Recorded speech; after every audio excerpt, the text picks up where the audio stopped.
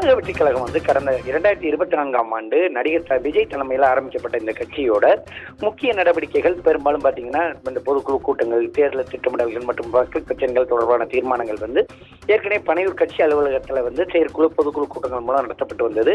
இந்நிலையில தற்போது தமிழக வெற்றி கழக நிர்வாகிகளோட அதனோட தலைவர் விஜய் வந்து தற்போது ஆலோசனையில ஈடுபட்டு இருக்கிறாரு. சென்னை பட்டினப்பாக்கம் இல்லத்தில் உள்ள தமிழக வெற்றி கழகத்தோட நிர்வாகிகளோட தான் தற்போது அவர் வந்து ஆலோசனையில் ஈடுபட்டு இருக்கிறாரு.